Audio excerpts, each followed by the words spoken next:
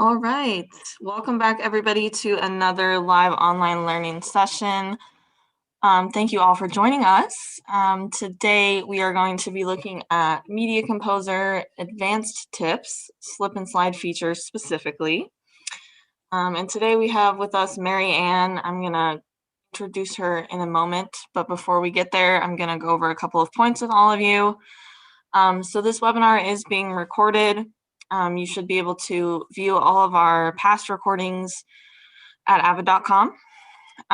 You'll notice if you're in the Zoom session with us that your audio is muted. However, you are able to ask questions using the Q&A function down at the bottom of the screen. You're able to raise your hand to let us know that you're out there. And if you can hear me, whether you're watching from a streaming service or you're in the Zoom call with us, go ahead and let us know where you're watching from. That would be awesome.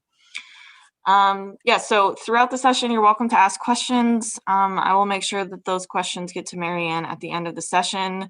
Even if you're watching on LinkedIn, Facebook, YouTube, go ahead and leave your questions in the comments. So as mentioned, today we have with us Mary Ann Post. Mary Ann is an Avid master instructor and also a video curriculum developer with Avid. She has 15 plus years of experience working with these products. So without further ado, Mary Ann, whenever you're ready. Hi, thanks, Lainey. Welcome, everybody. Hopefully everybody's doing well. And if you're in a cold part of the world, hopefully you're staying warm. And as mentioned, we are doing our second session on trimming, some power tips and techniques.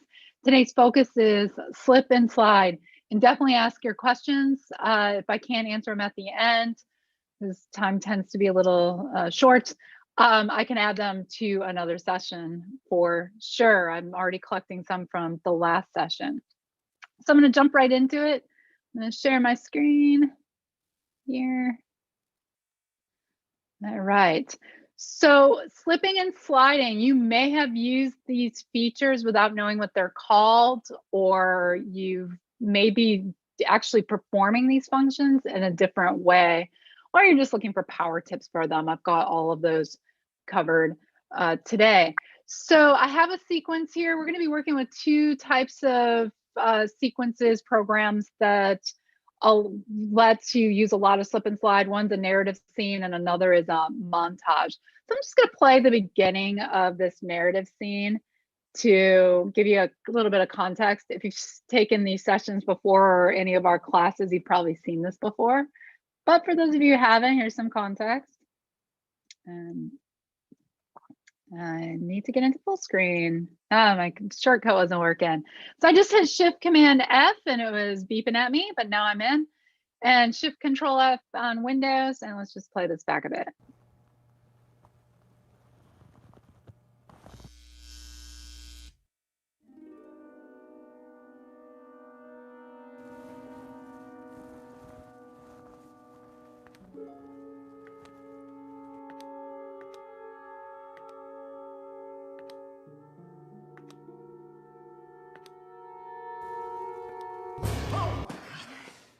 Sorry. You're not running out on me, are you? No, sorry. I was just. Okay, so I'm going to stop it there. So we have a kind of a suspense scene. We're actually coming to the scene a little bit later than its actual occurrence. And so she's deliberating, Mary's, our protagonist, is deliberating whether or not to stay. And then she runs into the dentist and a conversation ensues. So for slip and slide, so this has been trimmed. I am going to just increase my volume here just a little bit. So this has been trimmed. Most of what we're going to be doing today is going to be slipping some content. So the final finesse for this footage. And the first place we're going to start is with this X-ray machine. Now I'm going to be using a lot of visual cues today because of delays over social and Zoom. So hopefully that'll help you, especially if you're trying to pinpoint specific spots. It may not feel specific in your experience because obviously I can't account for all of that, but I'll do my best. So this first one, I'm going to zoom in, Command right bracket. Might as well get some other power tips into this session for advanced, and Control right bracket on Windows. And you probably notice that when the electrical buzz occurs, the buzz is still going, but the x-ray is already turned off. Now that just might be part of the creepiness of this place, but we may want the x-ray to turn off a little bit later. So we don't want to change the content. The timing's all good. So no standard trimming. We just want to use earlier content when the x-ray's on. Now, one thing I do with slipping a lot is I'll use markers to help guide me. And here's why. When I go into slip mode, and I'm going to use one of my favorite methods, which is right to left lasso, because right now, if you look at my timeline to the left, you'll see video A1 and A2 are active. I just want V1. So by right to left lassoing across the entire clip, when I let go, A1 and A2 deselect. So don't have to be as mindful of the track selectors. I'm being mindful by the way I lasso, which is a nice time saver. So I'm in slip mode, and when I'm in slip mode, I'm seeing the first and last frame of this clip, and I can easily just kind of wing it and move backwards to earlier footage. But it'd be nice to kind of see what moment in time the x-ray turns off. So I just clicked my time code track, which is going to take me back to source record, and it's really close to the beginning. So it's essentially off there. There's a little bit of leeway with this. I don't have to be too precise. And then I'm just going to click the add marker button, which my interface is looking pretty dark right now, but it's over here in the composer window.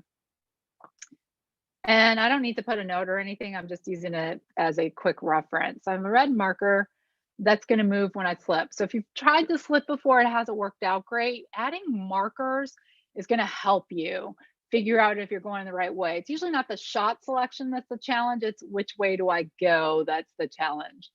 All right, now I'm going to go back into slip mode with right to left lasso. And the reason for that is if I left to right lasso, I am now ready to move my shot. I'm set up for lift overwrite segment tool, and that's not what I want. So if you are using this method, the direction is key. So I'm back in. My rollers also fall on the clip itself, okay? So if you're struggling to recognize rollers, I have a tip for that as well. So then I can use any trim method I normally do. I can use the trim buttons. I can use the keys on the keyboard, which are actually the M, comma, period, and /, which corresponds exactly with this button order. So M, comma, period, and / for the keyboard, or I can use my favorite method, which is JKL. So with slip, it's either you're going to go to earlier content without changing the duration or later content without changing the duration.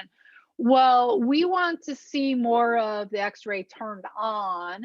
So I'm going to go to earlier content. So you can actually visualize yourself going into source monitor and marking it in earlier to see that content. And then you have to correspondingly mark the out to get the same duration, potentially. So this is going to bypass that need. So to go to anytime you're going to go to earlier content, it's going to be the left facing buttons or keys. And in my case, I'm going to use JKL. So I'm going to hold down my K key, and J is going to take me backwards. All right. Now, as I'm doing this, you may have noticed, unless you weren't quite looking here, but if you watch this frame here, it's moving. This frame is not. Okay. When you're using JKL to slip and slide, only one of these frames move. Okay. So this is the shot I'm slipping, and this is the last frame of the shot before my slip, and the first frame of the shot after. So if you need to align action that way, you can. So it's basically the previous shot, next shot, and then the shot I'm slipping. If I want to monitor the last frame, actually when I hover over this image, this green line moves over that side. So now I'll be monitoring the end. Okay, so it's just a swing, no clicks or anything like that, or keyboard shortcuts. I'm just swinging over. Okay, so then I'm just going to go a little bit further, and you can also see my marker, which was at the very beginning of my clip, is no longer there. Okay. So as I'm looking at kind of the waveform, this is about where it's off, so that might be good. So you can use markers as sync points to line up action in the middle of the shot, because I can't see that action in this display. This is going to help me. So now to play it back.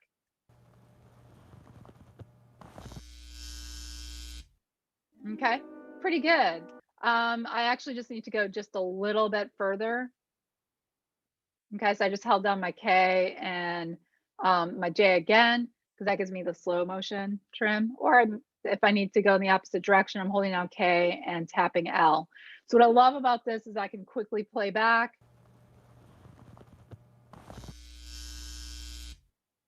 And then fine tune it as I need, frame by frame or that kind of thing with this. So there we go. And so it's done. To get out, it's just like getting out of trim mode. You hit your time code, ruler, or track, and you're out. Okay, so next example is kind of a reaction here. Okay, and then her decision to leave. This reaction really doesn't tell me that, yep, I'm out of here. And to give you guys context, I mentioned that this isn't exactly where this scene starts. There's been some weird things happening already. So she's kind of at that decision moment. So maybe we get into this action a little bit later, okay? And maybe she does more, okay? So slipping can help us figure out that content. So this time to get into slip, I'm gonna get in with a different method. If you're already in trim mode, you can easily switch to slip mode. One, the clips roller, so this side, I double click and it takes me into slip mode. Okay, I'm not that precise usually when I'm working fast, so that one doesn't usually work for me, but it might work for you. Another thing, if you're in trim mode, is you can just hold down your shift key and click the end of the clip.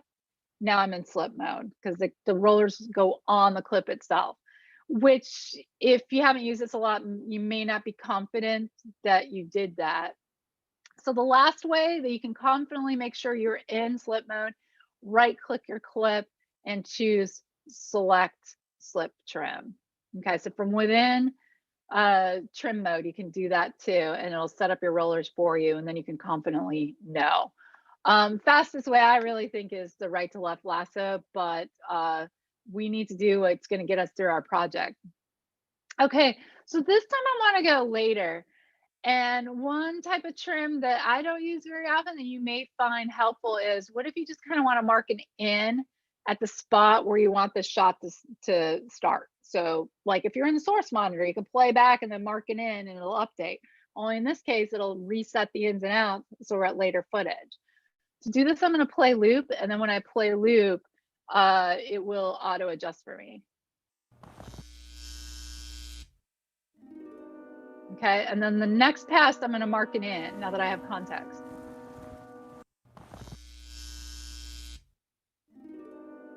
Maybe there. And it just performed the slip for me. Okay, so that's better. So when I marked an in, it automatically flipped to later content. And that's generally when you're going to use this, is if you're trying to have material that's in here in the shot already. The previous shot, it could have worked, but this shot, it definitely does. And then if I need to fine tune it at all, I can K and L to go forwards a little bit, or if I need to go backwards a little bit, K and J back. Okay, you can also, while playing loop, and if you're going to do it on the fly, you do need to do it during a play loop with the space bar. You can also use your trim keys. It just has to keep looping through to see the update. Okay, so this time I was trimmed to later footage using an in mark, and then I used a little bit of K and L. All right, so slipping, couple of examples for you. So I don't run out of time. I want to do a couple of slides, and then we'll come back to some more specific examples of slip. So slipping changes the content without changing its place in time. You could think of it as like if you slip and fall, your feet kind of fall underneath you. You're probably in the same spot, but your composition has changed. So your content of where you are in your environment has changed because you're on the ground. Sliding is a move, and sliding is like sliding across the floor or sliding across some ice here where I'm at. So there's movement as opposed to slip. And to give you guys a little bit of context on this is right after they kind of run into each other. Sorry. You're not running out on me, are you? No, sorry. I was just Oh, look who's keeping the tooth fairy busy. You could say. Okay, so again, this is trimmed and we're cutting right as he says, well, let's look who's keeping the tooth fairy busy.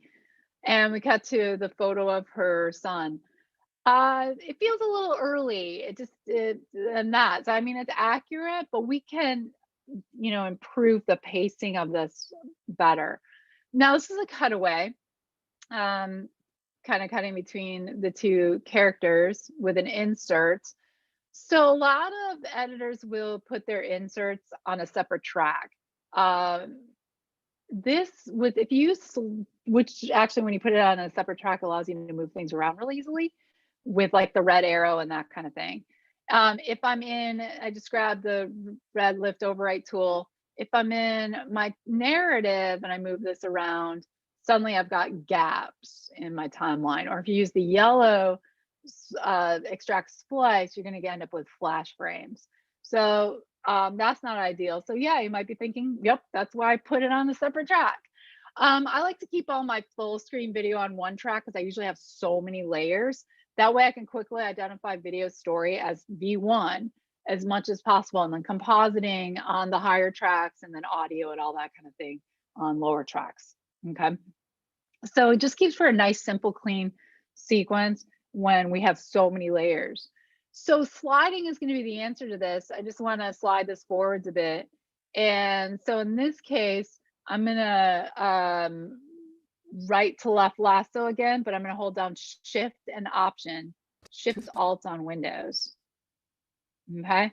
My rollers are on the outside, so it's not on the clip on itself, it's on the outside, which if you're getting used to this, you can always verify that you grab the right thing by choosing Select Slide Trim through a right click on the clip itself. So the rollers are on the outside. So when I go forwards, this time I want to move forwards in time, and slide is really easy to figure out direction. Forwards is always going to be to the right, whether you're using buttons or keys, and backwards is always going to be to the left. So JKL, I'm going to hold down my K and L key and move it forwards a bit. Okay. And if I need to go backwards, it'll be K and J. Okay. Sorry, I was just. Oh, look who's keeping the tooth fairy busy. Okay. And then if I need to go forwards, I just keep going. What I love about the JKL trim is that I can just keep playing with it. And if I go too far, I just go in the opposite direction. Okay. Sorry, I was just. Oh, look who's keeping the tooth fairy busy.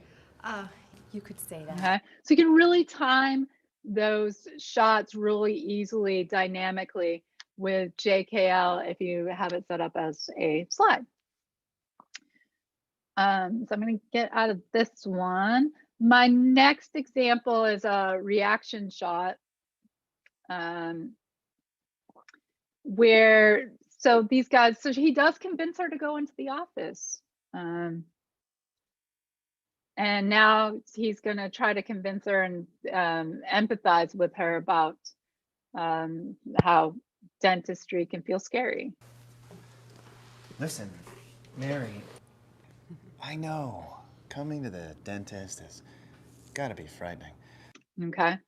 Now I'm having a little bit of Zoom conflict because that totally looked out of sync to me. Maybe it's in sync for you then. So, but anyways, we're cutting on the word Mary. That's what they decided for the cutaway. Mary, I know coming to the. Okay. And his head is away from the camera.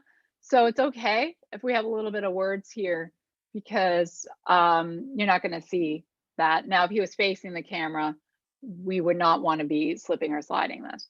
But let's play around with, instead of cutting on the word Mary, let's play around with cutting on the word look. Because she has this nice reaction, and it'd be really great if we could kind of get her reaction when he says her name. Like, okay, what are you going to tell me? Here comes the speech about how the dentist isn't scary. So then I'm going to go into slide mode. So if I go into slip first, by the way, you can actually double click to go to slide. So maybe you just finished a slip. You can double click your rollers and they'll take you to slide as well. So then I want to go earlier in time. So if you're kind of playing along here, that would be to the left. Okay, so the left buttons or the J key.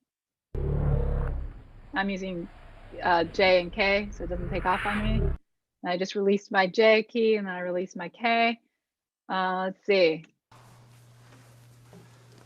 Listen, Mary, I know. Okay.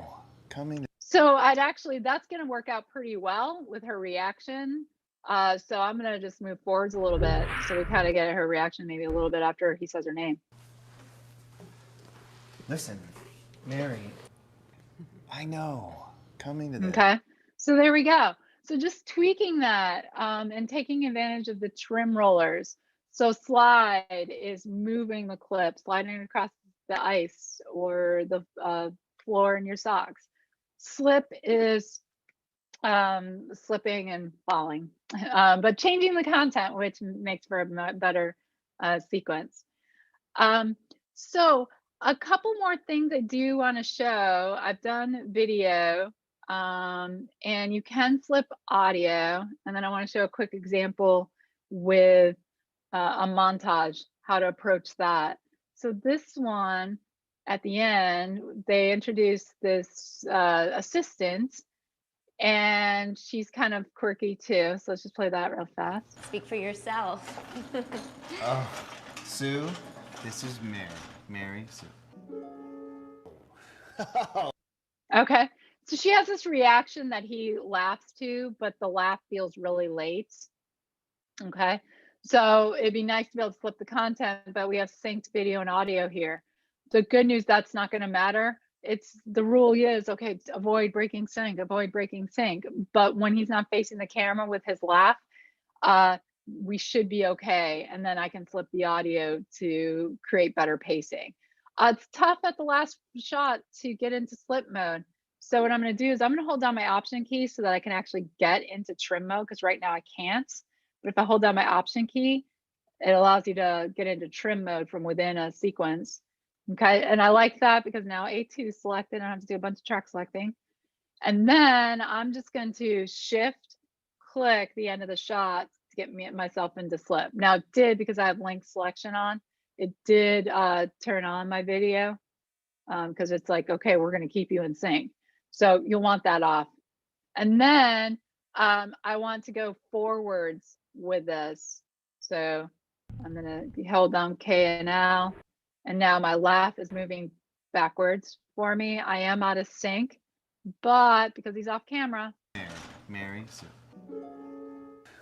Oh, Mary, Sue. Oh. Okay. And then I might even fine tune it so he starts laughing before we cut to this, which is another topic. Okay, so you can go out of sync with this as well. You have to get the best reaction. Quick tip about approaching like montage or action scenes where you want to hit on the beat. You can slip it from source record modes. I'm going to show a quick example of this and then we'll take questions. So this is our Tennessee parkour. I use this all the time in my sessions.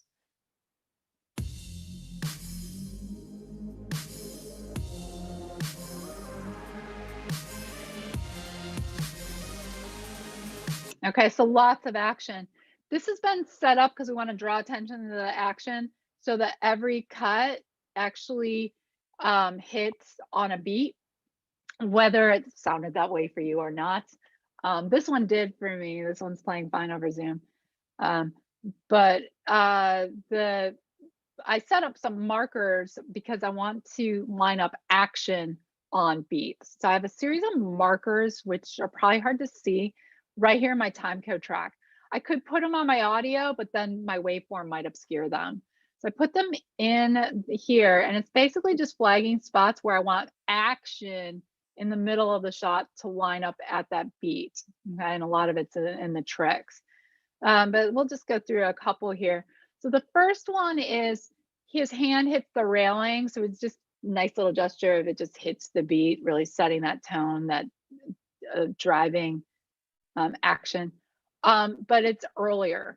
Okay, so actually he hits it right about there. Okay, so I want to line that up. Now I couldn't go into slip mode, but I'm not going to see this frame. Okay, so I'm going to use source record mode to slip. Last little bit of this, if you're getting used to this, this is not necessary, but this can help you verify that you're going the right way. Okay, so if you're just getting comfortable with slip, I'm going to just add a quick marker to V2 or V2 or V1, the track that's actually there. All right, so there's a marker there, and then I just go to the spot where I'm looking for the footage. So the reason I don't need the marker is I will visually in my record monitor be looking for the spot where his hand hits the railing. The marker is just a nice learning tool. All right, so if I hit my period key, notice the markers getting closer to my playhead, and I can actually find that moment. Now I'm actually one frame further because his hand's not on the railing, which prompts me to just go back one frame. And now for this action, okay, he is hitting at that point. It just may not play over social that way or Zoom. Okay, so I can do all of these. So these guys all step up. I want the left guy's foot hitting the rail to happen at this marker. So same idea. I just put my playhead where the marker is, and then I just comma and period key to go to earlier footage, which is going backwards actually. I go forwards or actually it's going the right direction. See what I mean? And I just look for that moment where he hits.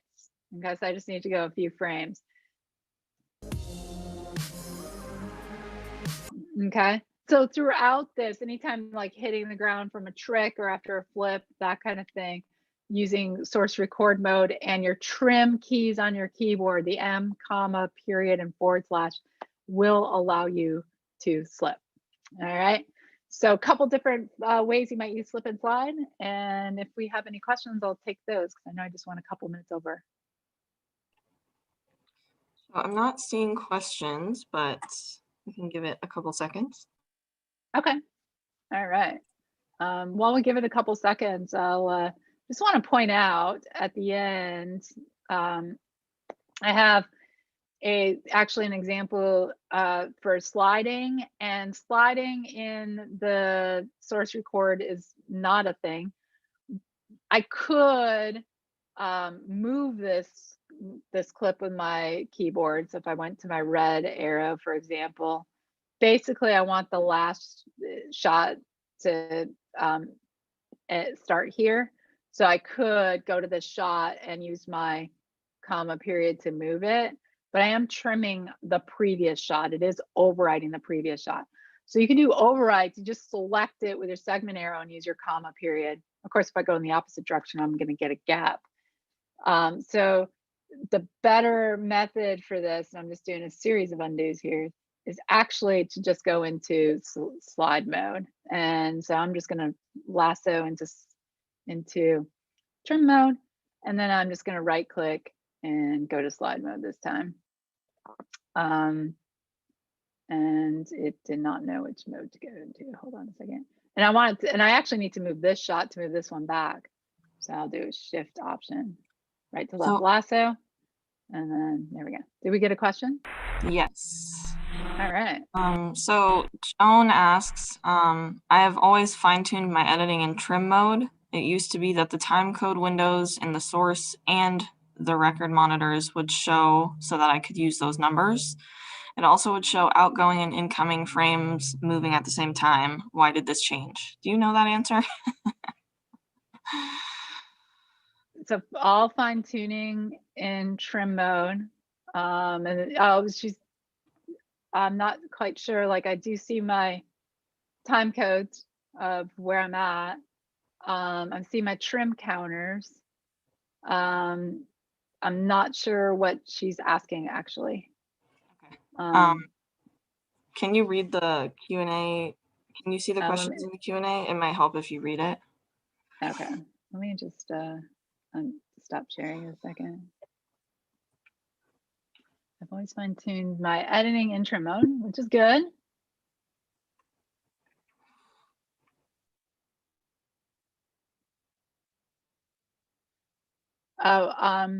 So I'm thinking here that this is a total guess interpretation, so apologies if I'm wrong. When I'm in trim mode, I'm seeing the record side and not the source side.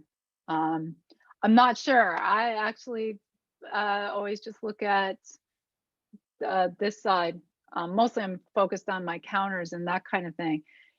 You can call up some source time codes on the record side. So if that's what you're looking for, if you're looking for this side, which shows up in source record mode, which I don't have any clips loaded, but it would show that, then you would. But yeah, in trim mode, if you do need to see your source side, you could always assign one of your fields to source information. So hopefully that helps. Okay. So those are the questions that I'm seeing for now. Okay. I'm just gonna share my screen really quickly. And I'm just gonna review the upcoming sessions for those who are in attendance and watching via social media platforms. We do have a couple sessions coming up. So we have another session a week from now on Pro Tools. And then we have another session on the 4th of March, also on Pro Tools. And both of those sessions will be run by Andy Hagerman. A few of you may know him. He's run a few sessions with us before. So if you're interested in those, you're welcome to sign up and join us. We'd love to have you. And Marianne, thank you so much for joining us today. We appreciate it. Thank you, guys. Have a good one. Stay safe. Thank you, everybody. We will see you next time.